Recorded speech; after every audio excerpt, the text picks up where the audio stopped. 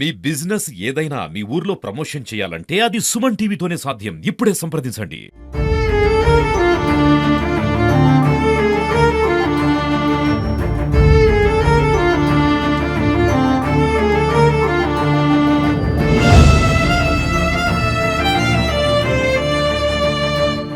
తన కుటుంబీకుల చేతిలోనే తన భర్తను పోగొట్టుకొని పుట్టెడు దుఃఖంతో కన్నీరు మున్నీరవుతుంది భార్గవి. ఇదే భార్గవికి ప్రస్తుతం కేసు విత్డ్రా చేసుకోవాలంటూ కూడా బెదిరింపులు వస్తున్నాయి. ఏకంగా 2 కోట్ల రూపాయలు ఆఫర్ ఇస్తున్నారు. ఈరోజు తెల్లవారుజామున వృత్తి తెలియని వ్యక్తులు వచ్చి వాళ్ళ మామగారిని బెదిరించినట్లు తెలుస్తా ఉంది. ఇదే అంశంపై మొత్తంగా మనమైతే భార్గవితో మాట్లాడదాం. నమస్తే అమ్మ భార్గవి. ఇప్పుడు మీరు కేసు విత్డ్రా చేసుకోవాలని మీకు బెదిరింపులకు పాల్పడినట్టు తెలుస్తా ఉంది. ఏంటి అసలు ఎన్ని గంటలకు వచ్చారు, ఎట్లా బెదిరించారు, వాళ్ళు ఏమి మిమ్మల్ని బెదిరించారు? నిన్న మామయ్య గారు అన్నారంలో ఉన్నారు. అంటే మేము ఇటు వచ్చేసినాం, ఎమ్మెల్యే వాళ్ళు ఇట మాట్లాడడానికి రమ్మన్నారు. మేము ఇక సూర్యాపేటకు వచ్చేసినాం. మామయ్య ఇంకా బంటికి తలగూరు పెట్టడం వల్ల తనని అక్కడనే ఉంచాలని చెప్పి అక్కడనే ఉంచిండ్రు. అయితే మేము ఇటు వచ్చేసిన తర్వాత ఈవినింగ్ టైంలో ఇంకా మామయ్యకి ఎవరో ఇద్దరు బయటికి రమ్మని పిలిచారంట. ఇంకా మామయ్య ఏమనుకుంటాడు, ఇంకెవరైనా వస్తారు కదా మాట్లాడడానికి, లేకుంటే బంటి ఫ్రెండ్స్ ఏమో అని చెప్పి వాళ్ళ దగ్గరికి వెళ్ళిండు. 2 వీలర్ మీద వాళ్ళు 2 మెంబర్స్ వచ్చారంట. వచ్చి నువ్వు కేసు విత్డ్రా చేసుకోకపోతే మాత్రం నిన్న మీ కోడల్ని చంపేస్తాం, 2 కోట్లు ఇస్తాం మీకు, కేసు విత్డ్రా చేసుకోండి అని చెప్పి మాట్లాడిండ్రంట. ఇంకా మా మామయ్య ఏజ్డ్ పర్సన్ కాబట్టి ఇంకా తనకేం తెలియదు. ఇంకా బంటి చనిపోవడంతోనే తను ఏం ఆలోచిస్తుండో ఏం చేస్తుండో కూడా తనకు అర్థం కావట్లేదు. అట్లా ఇంకా తను ఏడ్చుకుంటూ మాకు ఫోన్ చేయడం జరిగింది. అప్పుడు ఇట్లా మా అన్నయ్యకి ఫోన్ చేసి ఇట్లా నన్ను చంపేస్తా, కోడల్ని చంపేస్తాం, నీ కోడలికి ఒక 1 crore, నీకు 1 crore ఇస్తా అని చెప్పి బెదిరించారు. ఇంటి దగ్గరకు వచ్చాని చెప్పిండు మామయ్య. మేము వెంటనే ఇక్కడ సూర్యాపేటలో ఉన్నప్పుడు ఇంకా కలెక్టర్ గారి దగ్గరికి వెళ్ళి మేము కంప్లైంట్ ఇవ్వడం జరిగింది.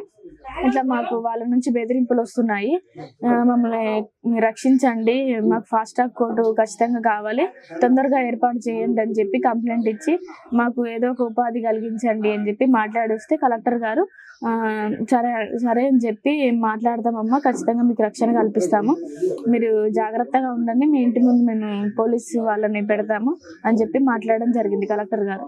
ఓకే, నీ భర్తను చంపింది నీ కుటుంబమే. నీ న్యాయ పోరాటం ఎలా ఉంటుంది? సో నీ రక్త సంబంధికులకు ఎటువంటి శిక్ష పడాలని కోరుకుంటున్నాను మీరు? వాళ్ళకి ఖచ్చితంగా జీవిత ఖైదు శిక్ష పడాలి.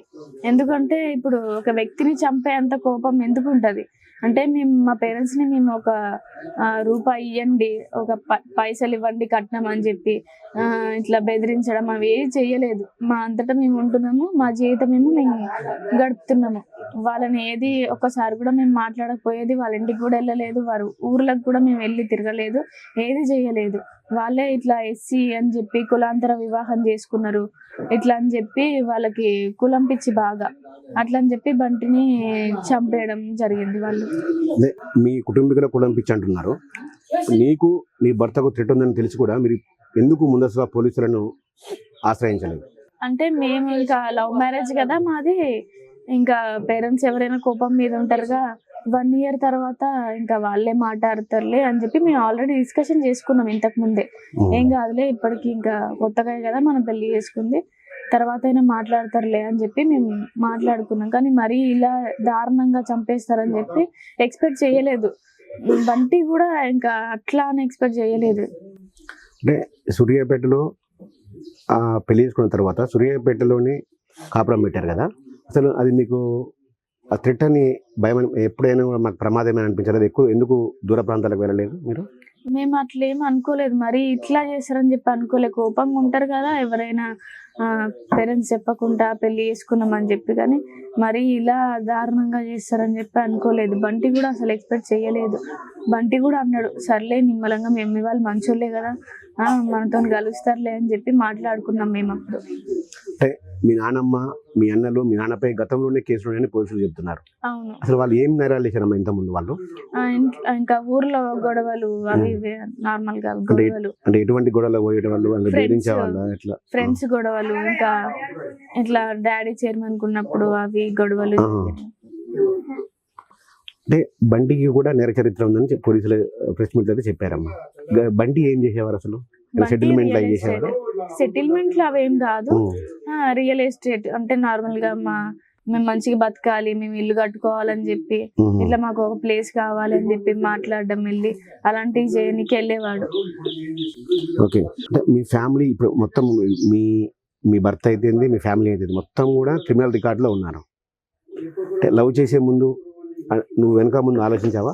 అంటే ఇది జరగబోయే ప్రమాదాన్ని ఏమన్నా ముందరే ఊహించలేదా అసలు?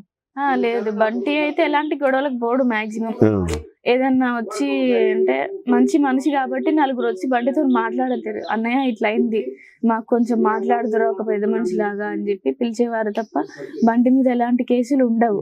వేరే వాళ్ళు కోపం వచ్చి ఇట్లా ఆయన కూడా ఉన్నాడని చెప్పి కొంతమంది ఇరికియడం జరిగింది. బంటి ఎలాంటి గొడవలు చేయలే ఇప్పటి వరకు. ఓకే, అసలు కృష్ణకు మీకు ఎక్కడ మొదలైందమ్మా ప్రేమ? ఎలా స్టార్ట్ అయింది? 3 years బ్యాక్ నుంచే మేము లవ్ చేసుకుంటున్నాము. ఇట్లా మా ఇంటికి వచ్చేవాడు అప్పుడప్పుడు బంటి, అన్నయ్యతోనే వచ్చేవాడు, పెద్ద అన్నయ్యతోనే వచ్చి ఇంకా తన ఇష్టం ఏందో నాకు ముందు చెప్పేశాడు. కొన్ని రోజులు మాట్లాడిన తర్వాత ఇంకా నేను వెయిట్ చేసా, నేను కూడా ఇష్టం అని చెప్పేసిన. మేమిద్దరం కంటిన్యూ చేయడం జరిగింది. అప్పటి నుంచి ఇట్లా ఇయర్కి కొన్నిసార్లు తెలియడం, అట్లా 3 years వరకు మెయింటైన్ చేసినాం. ఇంకా తెలిసినా కూడా ఇంట్లో నేను మమ్మీ వాళ్ళని అడగడం నాకు బంటే కావాలి అని చెప్పి, లేకుంటే నేను చనిపోతా అనడం, ఇట్లా ఒప్పుకోవడం కూడా జరిగింది. ఇంకా వాళ్ళు ఒప్పుకోవట్లేదు. ఇంకా నాకు చేశాను అది మందు, పొలంలో మందు తాగినప్పుడు, అయినా కూడా వాళ్ళు ఒప్పుకోలేదు. అయ్యేసరికి ఇంకా నాకు మ్యారేజెస్ తెస్తున్నారు, ఫిక్స్ చేస్తున్నారు అని చెప్పి నేను బంటికి చెప్పడం జరిగింది. సరే ఇంకా వీళ్ళు చెప్పినా వినట్లేదు, వినిపించుకోవట్లేదు అని చెప్పి నేను ఇంకా బంటి నేను పెళ్లి చేసుకోవడం జరిగింది. అయితే మీ కుటుంబ సభ్యులతో మాట్లాడినప్పుడమ్మా, అంటే మా కూతురు గతంలో కూడా ఇంకోతన్ని ప్రేమించింది, అది అంతా చిన్న వయసు అనుకున్నాము, ఏం తెలియనితనం వయసు అనుకున్నాం అంటారు, నిజమేనా అది? లేదు, నేను ఎవరిని లవ్ చేయలేదు. ఇంకా ఇప్పుడు ఫ్యూచర్ ఏంటి? నీ ఫ్యూచర్ ఏమనుకుంటున్నావు అసలు? నాకు ఏదో ఒక ఉపాధి కలిగిస్తే ఇంకా మా మామని చూసుకుంటే, ఎందుకంటే మేము ఇంకా చదవడానికి కూడా నా దగ్గర 1 రూపీ కూడా లేదు, ఎట్లా చదువుకోవాలి? కనీసం మా మామయ్యని చూసుకోవాలన్నా నాకు ఏదో ఒక ఉపాధి కలిగిస్తే నేను మా మామని చూసుకుంటాను. మీ పెళ్ళైన తర్వాత, బంటిని పెళ్లి చేసుకున్న తర్వాత కృష్ణ ఫ్యామిలీ నిన్ను ఎలా చూసుకుంది? చాలా బాగా చూసుకున్నారు. వాళ్ళు ఒక పేరెంట్స్ లాగా, ఒక అమ్మ నాన్న లాగా నన్ను ట్రీట్ చేసిరు. వాళ్ళ ఇంటికి వెళ్ళినప్పుడు చాలా మంచి వాళ్ళు, వాళ్ళు కూడా మంచిగా చూసుకున్నారు. నాకు ఎలాంటి ఇబ్బంది కలిగించలే వాళ్ళు. వేరే ప్రాంతంలోకి వెళ్తే పెళ్లి చేసుకున్న తర్వాత కృష్ణకి ఈరోజు ఇలాంటి జరిగేది అయితే కాదు, ఎందుకు అలా చేయలేకపోయారు అసలు? మేము ఎందుకు, సూర్యాపేటలోనే ఉన్నాడు కదా చిన్నప్పటి నుంచి బంటి, ఇంకా ఈ ఏరియా తనకు తెలుసు కదా అని చెప్పి అందరు ఫ్రెండ్స్ ఉంటారు. ఇంకా మనం వేరే దగ్గరికి వెళ్తే ఎవరు తెలుసు మనకి? అయినా హైదరాబాద్ లో ఉన్న ఉంటే నేను ఎట్లా రియల్ ఎస్టేట్ చేయగలుగుతా? ఇక్కడైతే నాకు అందరు తెలుసు, కాల్ చేస్తారు, అది ఇది అని చెప్పి మాట్లాడతారు. అందుకే ఇక్కడే ఉందాము అని చెప్పి మాట్లాడింది బంటి. అంటే బంటి కూడా ఒక స్టార్ లోకల్ గా, అంటే మా ఫ్రెండ్స్ నన్ను ఏం చేస్తారని ఓవర్ కాన్ఫిడెన్స్, అంటే ఫ్రెండ్ సర్కిలింగ్ ఎక్కువ. బంటి బాగా మంచోడు, అందరికి హెల్ప్ చేస్తూ ఉండేవాడు. అట్లా నా ఫ్రెండ్స్ చెప్తారు, లేదని ఉంటే నాకేం కాదులే, ఏదైనా ఉంటే ఎమ్మటే నాకు ఇన్ఫర్మేషన్ ఇస్తారని చెప్పి తను ఎక్స్పెక్ట్ చేసిండు. కానీ ఫ్యామిలీయే చేసింది, అది బయట వరకు రాలేదు, ఫ్రెండ్స్ వరకు. అంటే వాళ్ళ క్యాస్ట్ వాళ్ళని వాళ్ళు తీసుకొని ఇట్లా చేయడం జరిగింది. అదే వేరే వాళ్ళని పిలిచి ఇట్లా సూర్యాపేటలో ఇంకెవరితోనైనా మాట్లాడడం జరిగితే ఖచ్చితంగా బంటికి ఇన్ఫర్మేషన్ వచ్చేది. ఓకే, ఈ మొత్తం ఎపిసోడ్ లో మీ నానమ్మ పై అన్ని వీలు చూపుతున్నాయి, నానమ్మే కారణం అని. అసలు నానమ్మ నిజంగా రౌడీనా మొదటి నుంచి? అంటే రౌడీ అంటున్నారు అందరూ, అంటే ఆ మనసత్వం ఉండేదా?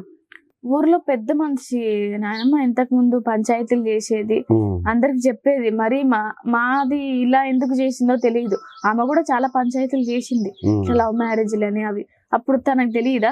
ఇప్పుడు మాది కూడా లవ్వే కదా. ఆమె పెద్దది కాబట్టి వాళ్ళకి మంచి చెప్పేది పోయి వాళ్ళని బెదిరించడం, మీరేం చేస్తుర్రు అట్లా పోతే అని చెప్పి అట్లా చేయడం మంచిది కాదు కదా. ఒక పెద్ద మనిషి, నలుగురికి చెప్పే మనిషి నలుగురికి చెడగొడుతుందా ఇంట్లో? ఇప్పుడు ఫైనల్ గా ఏం కోరుకుంటున్నావు అమ్మా ఇందులో? ఇప్పుడు నువ్వు ఏం చదువుతున్నావు? ఇప్పుడు డిగ్రీ సెకండ్ ఇయర్. గ్రూప్ ఏంటమ్మా? BBA. నెక్స్ట్ మీ ఎడ్యుకేషన్ కొనసాగిస్తున్నావా? ఏంటి నీ లైఫ్ గోల్స్ ఏంటి? నేను ఏదో ఒక ఫైనల్ గా అయితే ఇక్కడే సెటిల్ అవ్వదలుచుకున్నావా, లేకపోతే మీ ఇంటికి వెళ్తావా ఏంటి? నీకంటూ ఒక చాలా లైఫ్ ఉంది, ఏం చేయబోతున్నావు? నేను మా పేరెంట్స్ తోనే ఉండను, ఎందుకంటే నా బంటిని చంపేసిర్రు వాళ్ళు. నేను వాళ్ళతో ఎలా ఉండగలుగుతా? నాకు మా మామ ఉన్నాడు, మా వదిన ఉన్నది, అన్నయ్య ఉన్నాడు, వాళ్ళతోనే నేను ఉంటా.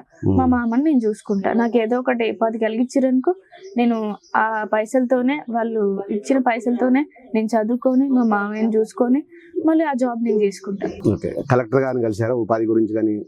అవును. ఏమన్నారు కలెక్టర్ గారు? నేను చూసుకుంటానమ్మా, మీరు చదువుకోండి అని చెప్పి మాట్లాడారు కలెక్టర్ గారు. ఇప్పుడు బెదిరింపులు వచ్చాయి, సెటిల్మెంట్ చేసుకోవాలని, కేసు విత్డ్రా చేసుకోవాలన్నారు కదా, దీనిపైన ఏమైనా పోలీసులకు ఫిర్యాదు చేశారా?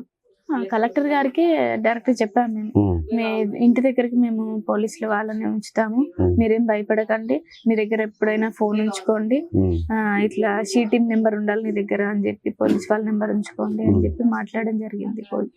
పోలీసులను పంపించారు ఆల్రెడీ ఇంటికి. చిన్నతనంలోనే భర్తను కోల్పోయి ఇంకా ఆల్మోస్ట్ రేపు 2-3 రోజుల్లో కార్యక్రమం ఉంటుంది, విధవగా మారిపోతుంది. సో నువ్వు సమాజంలో ఉన్న ప్రేమలను వ్యతిరేకించే పేరెంట్స్ కి ఏం సలహా ఇస్తావు, ఏం మెసేజ్ ఇస్తావు? అంటే ఆడపిల్ల మనసునైనా పేరెంట్స్ అర్థం చేసుకోవాలి ఒక్కసారి, ఎందుకంటే తన మనసులో ఏముందో అర్థం చేసుకుంటేనే కదా తను మంచిగా ఉండేది.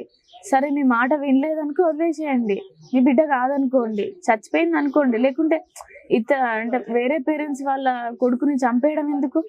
నీ బిడ్డని చంపుకోండి, వినకపోతే నన్ను చంపేయచ్చు కదా. ఇప్పుడు వాళ్ళ బంటిని చంపేయడం వల్ల పేరెంట్స్కి ఎంత ఇబ్బంది. సరే నన్ను చంపేస్తే ఇదైపోయేది కదా. బంటిని చంపడం వల్ల ఇప్పుడు మాకు మొత్తం నష్టమే, ఎందుకంటే బంటి ఒక్కడే కష్టపడితే మేము బతకగలుగుతాం. మీ పేరెంట్స్ వైపు ఏం ఆలోచిస్తామమ్మా ఈ విషయంలో? నేను వాళ్ళ గురించి ఏం ఆలోచించట్లేను, వాళ్ళకి ఖచ్చితంగా శిక్ష పడాలి, ఏదో ఒకటి వాళ్ళకి శిక్ష పడేటట్టు పోలీస్ వాళ్ళు నిర్వహించాలి అని చెప్పి నేను అనుకుంటున్నాను.